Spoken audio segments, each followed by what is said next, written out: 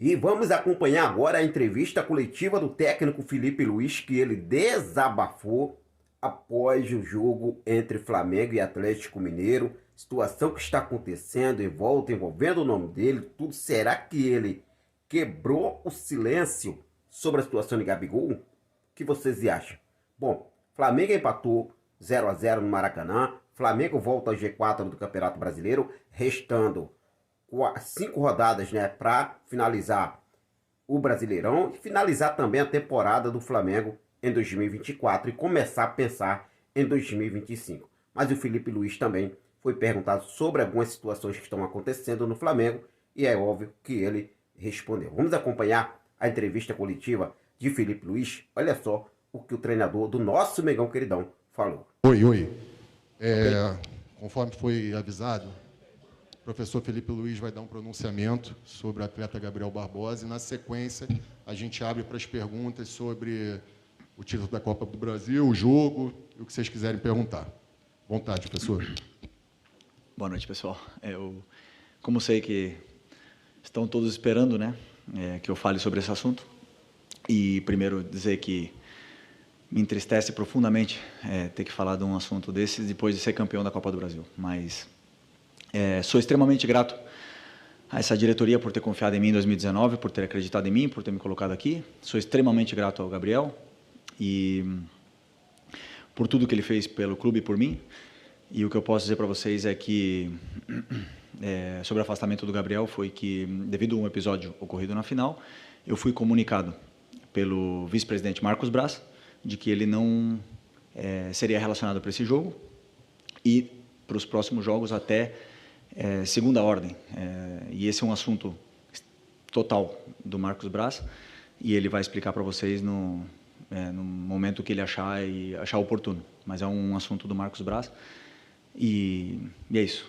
Esse é o meu pronunciamento sobre esse assunto que, como eu falei, me entristece profundamente porque gostaria muito de que não sujasse o título maravilhoso e incrível que esse grupo conquistou por nenhum motivo extracampo. Então, espero que esse assunto se resolva o antes possível, porque todos os torcedores merecem que o Flamengo sempre esteja bem. Ok? Obrigado. Abrindo para as perguntas. Boa noite, Felipe. Boa noite. Felipe, queria te perguntar da partida de hoje. Imagino, pelo teu espírito, da tua época de jogador e agora de treinador, imagino que você tenha saído muito frustrado com esse resultado, porque o Flamengo criou demais, teve muito próximo da vitória. Mais uma vez, o Everson teve uma grande atuação e, com todo respeito à recomendação, queria saber se você poderia falar mais sobre o assunto. Se não puder, eu entendo, mas eu tinha que tentar no meu papel. Tá? Okay. Obrigado.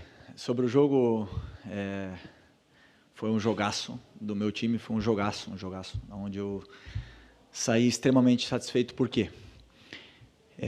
Porque eu, no meu modelo de jogo, eu criei um modelo de jogo onde o torcedor se sinta representado, que é pressionar alto, que é atacar em todo momento, que é um time vertical, que tenha chances de gol, que jogue tentando sempre buscar o gol.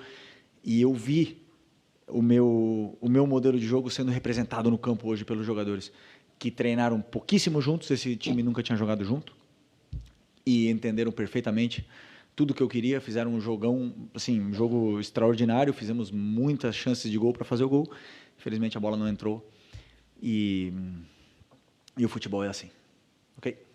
Felipe, boa noite. Boa João noite. Pedro Fragoso, Jornal Globo. Eu não tive em Minas no domingo, então parabéns pela conquista de mais um título aí na sua carreira. Felipe, eu queria te fazer uma pergunta sobre você. Ao longo desse tempo que, enfim, desde outubro, quando você está no futebol profissional do Flamengo, e no Sub-17, no Sub-20, quando você estava na base também, você falou muito de como você se preparou para estar onde você está, no que diz respeito ao aspecto tático, ao campo e bola. Mas eu queria te perguntar sobre como você se preparou para viver esses momentos do futebol também, esses momentos de polêmicas extracampo, esses momentos de algumas questões que você tem que resolver com as diretorias, que são essas questões internas. Como é que você se preparou para viver esse tipo de momento assim? Primeiro porque eu tive muitas experiências e convivências com polêmicas como jogador, com companheiros, até mesmo eu, em alguns determinados momentos, e essa experiência me leva a ter um rumo, um norte mas a liderança que eu tenho é uma liderança natural, né? Sou como eu sou, eu não sou um ator, eu sou como eu sou. E não, isso não se prepara, isso se é. Só isso. Felipe, boa noite, Raíza Simplício da Gol Brasil. Eu queria que você explicasse para a gente ali a situação do pênalti, né? O Davi Luiz foi bater o pênalti, não sei se ele pediu a bola para o Alcaraz é que vinha batendo os últimos 2 pênaltis, pelo menos ele bateu e converteu. Como é que foi essa situação ali? Você participou, não participou? Queria entender ali o que aconteceu. Participo de todas as escolhas do meu time, tudo que faz no campo, até os arremessos de laterais, as jogadas de escanteio, as jogadas de falta, as cobranças de pênaltis. E o Davi Luiz e o Alcaraz eram os 2 batedores da minha lista de hoje. O Davi Luiz treina todos os dias pênalti. O Charlie também treina praticamente todos os dias pênalti. O Davi tem uma média de acerto incrível. E acredito porque aconteceu, o Davi vai poder explicar melhor, né? Mas eu acredito que o Everson conhecia ele, alguma coisa assim. Ele acabou perdendo o pênalti, mas isso é absolutamente normal, porque o Charlie também poderia ter errado o pênalti e qualquer outro jogador está sujeito a errar um pênalti, né? Isso é treino, é prática e eu tenho plena confiança nos batedores que eu escolho. E se eu coloquei o Davi Luiz como um dos 2 batedores, porque depois dentro do jogo um se sente mais com mais confiança, outro com menos confiança, então eu sempre coloco 2 batedores. E se eu coloquei o Davi Luiz como batedor de pênalti é porque eu vejo ele treinar e sei da capacidade de bater pênalti que ele tem, porque é um jogador que já bateu pênalti em final de Champions League. Felipe, aqui, boa noite, Cícero Mel, da ESPN, dos canais Disney. Parabéns aí por esse seu início de trajetória no time Obrigado. Profissional, com muita personalidade, né, mostrando tudo aquilo que você aprendeu como jogador e com grandes técnicos. Eu queria justamente falar sobre isso. Você tem 10 jogos à frente do Flamengo, 6 vitórias, 3 empates e apenas aquela derrota no Fla-Flu. O Campeonato Brasileiro faltam 5 rodadas. E a trajetória, o que vem para o Flamengo já está tudo definido. Conquistou o título que queria da Copa do Brasil, conquistou uma vaga, em consequência, para a Libertadores da América. Já teria a vaga, de qualquer maneira, com a classificação que ele tem no momento em 4º lugar. Você vai aproveitar esses 5 jogos que faltam para desenvolver o quê dentro desse time do Flamengo e dentro da sua carreira? Eu imagino que você vai aproveitar para desenvolver coisas que você pensa em relação ao que você acha melhor num time com o seu comando, né? Então, eu queria que você falasse se o Flamengo já tem a sua cara e o que falta você implantar para que esse time possa crescer ainda mais nas suas mãos. Boa noite. Boa noite, boa pergunta. Primeiro, faltam 5 jogos, né? Como você falou. 33 a rodada hoje. Isso, 5 jogos. Eu penso, e juro para você que eu penso que se eu não ganhar na próxima rodada, eu não vou estar aqui. Então, esse é o meu pensamento. Então, o que eu vou implementar? Meu modelo de jogo, que é muito similar ao que a torcida, o DNA que a torcida exige. Quero ver ele no campo, refletido no campo como foi hoje, no jogo de hoje, porém eu quero ganhar. Eu quero ganhar porque a única coisa que vai manter no cargo aqui é ganhar.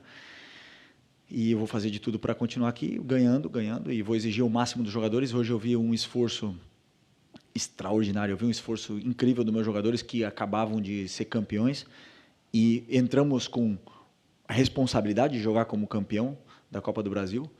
Fizemos 25 chances de gol com um time, como eu falei, 25 chutes a gol, né? Com um time que nunca tinha jogado junto, com uma formação que eu não tinha treinado nunca. Então, isso diz muito do nível dos jogadores que estão aqui e do comprometimento que eles têm com o clube e com a equipe. E isso me deixa muito feliz. O que eu vou fazer nesses 5 jogos, eu vou fazer de tudo para ganhar o próximo jogo. E, se Deus quiser, eu vou estar daqui a 2 jogos também. Okay? Boa noite, Felipe. Bruna Medeiros, do Disfla. Hoje você escolheu iniciar com essa formação que você acabou de citar, que você não tinha treinado, 3 zagueiros e, pelo menos na minha avaliação, o time foi muito seguro defensivamente e também conseguiu criação de oportunidades, apesar de não ter feito gol. Esse esquema você está testando, já pensando na temporada que vem? Você já vê, até você elogiou, né, no último jogo, falando que o Milito provou que o 3 zagueiros não é defensivo e tal. Então, você enxerga isso como um possível esquema para a temporada de 2025, como essa essa tentativa da temporada que vem e também se você puder fazer uma análise sobre como se funcionou do jeito que você imaginou também. Obrigada. Eu acredito que todo time que luta para ser campeão, um time completo, um time muito qualificado, ele tem que dominar 2 sistemas, pelo menos. Esse é o meu pensamento, tá? Sobre futebol. Nós dominamos muito bem o 4-4-2, 4-2-3-1, que é similar, e hoje esses jogadores provaram que dominam o 3-4-3, 3-5-2. Então, hoje, por que eu coloquei essa estrutura no campo hoje? Primeiro, pelos jogadores que tinham, a qualidade, a característica dos jogadores que estavam disponíveis para o jogo de hoje, que vocês viram, eram esses que estavam disponíveis para o jogo de hoje, mais o Lohan do profissional, mais o Cleiton. O Léo não tinha condições de jogo de hoje e até completou o banco. Então, em função das características dos jogadores que estavam hoje no campo, esse para mim era o melhor sistema, que combinava muito com o jeito para pressionar o jeito que o Atlético Mineiro joga. E foi, para mim, funcionou muito bem, porque o primeiro tempo eu praticamente não vi o Atlético Mineiro no nosso campo. Praticamente não vi. Vi só a gente, enquanto durou as forças, duraram as pernas, porque o jogo é feito de fases e a gente fez essa fase durar muito mais do que é o normal. Foram 60, 65 minutos dentro do campo do Atlético Mineiro e, claro, depois, claro que essa fase muda um pouco, o Atlético melhorou no jogo, teve as suas chances, mas, como eu falei, fiquei muito feliz porque são jogadores que muitos deles não vinham jogando muito, vinham sem ritmo e fizeram um jogo muito bom. Felipe, boa noite. Boa Vinícius, noite. Sacramento, MS Web Rádio. Queria te dar os parabéns pela sua temporada. Ganhou o título no Sub-17, Sub-20 e também no profissional. Eu queria saber de você como é que você vai fazer agora com esses 5 jogos para rodar o elenco, né? Porque você teve vários desfalques. Você acabou de dizer que teve um 14º com o Léo Pereira, que completou o banco, mas não tinha condições. Como rodar o elenco quando até fatores externos acabam atrapalhando a tua escalação? Pendurados, suspensos, lesionados, jogador afastado. O que fazer para essas rodadas finais com tantos desfalques? Rodar o elenco, como você fala, em revezar os jogadores? Não, eu escolho os melhores para jogar todo o jogo, segundo as características dos jogadores e o que eu penso que é melhor para a equipe. Eu somente penso na equipe, no que é melhor para a equipe. E às vezes, como já falei outras vezes, é melhor uma característica de um zagueiro que outro, de um lateral ou outro, e eu penso no que é melhor para a equipe, é a única coisa que eu penso. Sobre os desfalques, não importa o número de desfalques que temos, o time que entrou hoje no campo é um time, só posso elogiar, um time grande, gigantesco, jogadores espetaculares que entraram no campo. Não tenho desculpa nenhuma para dizer, para dar depois do jogo de hoje com os jogadores que entraram no campo. Um time excelente, um 11 titular ali, e depois, claro, o banco recheado de garotos da base, aonde eu não vi, porque eu conheço também esses meninos, que era um jogo fácil para entrar, poderia queimar algum dos meninos, então segurei o máximo possível a substituição e não coloquei eles no jogo, mas com o elenco que eu tenho, não posso dar desculpa. Estou muito bem servido. Aqui é Felipe, boa noite. Boa Marcos noite. Martinho, do canal da KSRN. E Felipe, você participou no ano de 2022, né, de uma temporada que terminou com 2 conquistas históricas para o Flamengo. Porém, após essas 2 conquistas, o Flamengo acabou acumulando uma sequência negativa de resultados que acabaram ocasionando uma certa preocupação com a torcida. E na atual temporada, essa preocupação acabou sendo compartilhada também com um possível declínio, uma possível desmobilização da equipe após a conquista da Copa do Brasil, né? Pelo desempenho da equipe, visivelmente, isso não aconteceu. Te preocupou esse processo de desmobilização que poderia acontecer após um título como foi o conquistado contigo? Sinceramente, não. Desculpa, sinceramente, não. Eu conheço meus jogadores, eu vejo como eles treinam. Isso é o primeiro. Depois eu vejo a ambição que eles têm. E como eu falei para vocês, eu estou com o meu cargo em jogo todas as rodadas. Eu penso isso, que eu vou ser demitido cada vez que eu perder o jogo. Então, eu vivo em estado de alerta constantemente. E quem não está no mesmo estado de alerta que eu, provavelmente não vai jogar. E eu vejo os jogadores querendo, os jogadores com ambição, os jogadores no mesmo estado de alerta que eu. Então, isso me deixou muito tranquilo no treino de ontem, por exemplo, quando eu vi eles treinando. Eu falei, eu estou muito bem servido, eu não tenho dúvida sobre o meu time, eu não tenho dúvida sobre a minha escalação, eu não tenho dúvida nenhuma, porque eu vi os jogadores treinando e querendo ganhar o jogo. Além de carregar uma responsabilidade de jogar como campeão da Copa do Brasil.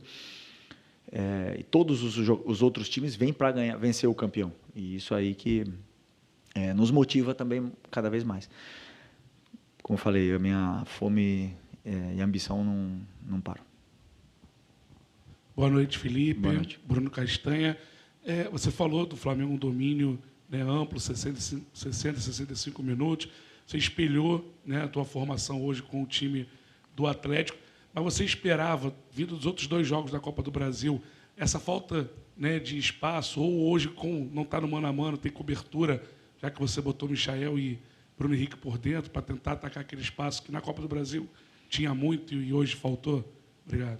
Eu não entendi bem o contexto. Você acha que você se surpreendeu com a mudança do Atlético Mineiro, a questão de um pouco mais baixo, e hoje não está no mano a mano o tempo todo, como teve nos dois últimos jogos? Não, o Atlético Mineiro não veio completamente no mano a mano no primeiro jogo da final, eles deixaram uma sobra, e hoje foi a mesma coisa. Eu esperava que eles fossem vir assim, com uma sobra também, até mesmo pelos jogadores rápidos que a gente tinha na frente. Tínhamos Wesley, Ayrton Lucas, Michael e Bruno Henrique.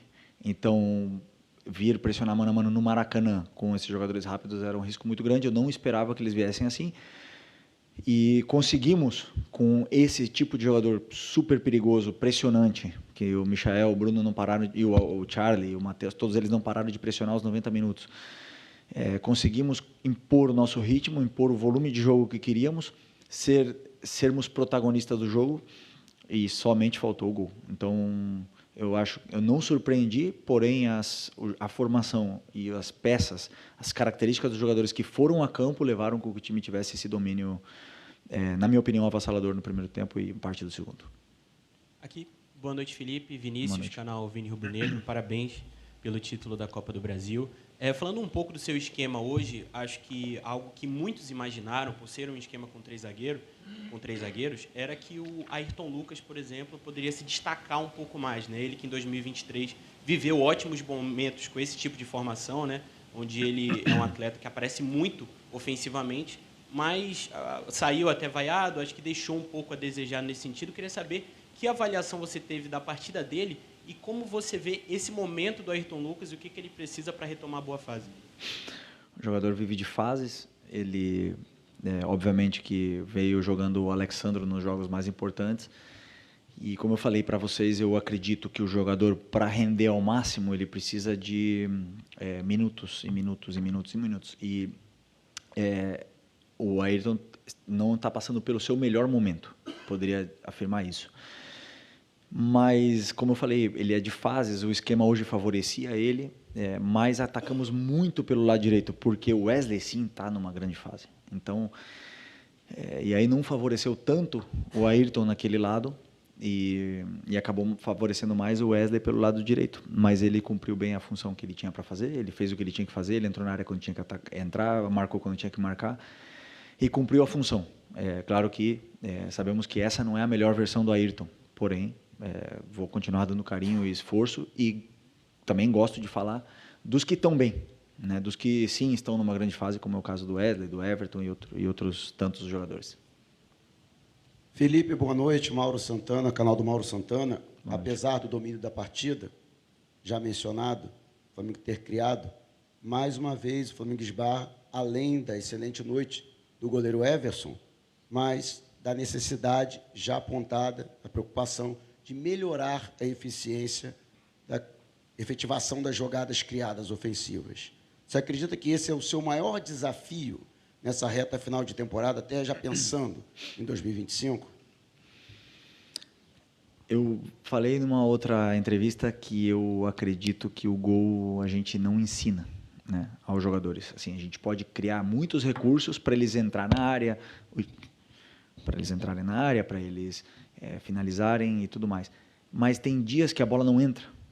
E tem dias que, por exemplo, até pênalti a gente erra. E tem dias que, fazendo muito menos, você faz 2, 3, 4 gols. Então, eu associo isso a um daqueles dias que a bola não entrou E vamos continuar trabalhando finalização, vamos continuar trabalhando essa frieza, eles têm que cada vez treinar mais e se sentir melhor de cara ao gol. E eu tenho certeza que isso vai melhorar daqui para frente. Professor, últimas duas. Ok. Felipe, boa noite. Boa noite. Você fala que pensa o jogo a jogo, acredito que você já está preocupado com o próximo jogo contra o Cuiabá na semana que vem. Só que ontem a CBF divulgou a tabela, né, o calendário, na verdade, de 2025, os estaduais começando ali por volta do dia 12 de janeiro. Teoricamente, o Flamengo volta no dia 8, para no dia 8 de dezembro, volta no dia 8. Você teria 4 dias para treinar uma equipe, normalmente entra com os garotos da base. Você já tem uma Supercopa do Brasil no dia 2 de fevereiro e um brasileiro começando no final de março, ali, já embolado também com Libertadores. Eu queria saber se você, quando olhou o calendário, já começou a pensar em alguma coisa para esse começo de ano e como é que você está vendo isso? A gente planejou uma parte da pré-temporada antes de sair esse calendário e confesso que eu não olhei. Até um erro, né? Mas não olhei esse calendário porque eu estava com a cabeça muito focada para o jogo de hoje. E agora temos essa semana toda para olhar e preparar. Né? Preparar essa pré-temporada, essas semanas, esses microciclos aí até chegar bem na final, como você falou. Temos aí 1 mês de férias obrigatórios por lei e a partir daí voltaremos, treinaremos muito em todos os aspectos e não tenho nenhuma dúvida de que chegaremos muito bem preparados para essa final e do nível que a gente quer que os jogadores estejam. Última aqui.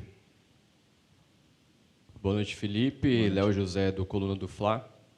O Arrascaeta ele vai passar por um procedimento cirúrgico, né, no joelho. E eu queria saber como que está a questão física, tanto do De La Cruz quanto do Arrascaeta. Ainda tem esperança de contar com o Arrascaeta nesse ano? Não, o Arrascaeta não volta esse ano. Que dia é hoje? Deve ser... pré-temporada ele vai estar. Na volta das férias, com certeza, ele vai estar disponível. O doutor vai poder falar melhor do que eu, mas numa cirurgia simples, né? Mas que sempre que é uma cirurgia, você tem que ter muito cuidado. O De La Cruz, eu acredito que sim, que volte esse ano. A minha esperança é que ele esteja contra o Cuiabá. Eu tinha esperança de que ele chegasse para a final, mas a lesão dele foi mais séria do que parecia. Ele está indo num processo perfeito de cicatrização. O departamento médico trabalha muito bem. E o Luiz Araújo é outro que também provavelmente vai estar disponível para o Cuiabá. E aí, conforme esses craques voltem, o treinador fica com uma dor de cabeça feliz, né? E eu gosto de ter os melhores e poder escolher entre todos esses aí, escolher e ter os melhores à minha disposição sempre. Falou mais alguém? Não é isso? Então tá. Muito obrigado, professor. Obrigado.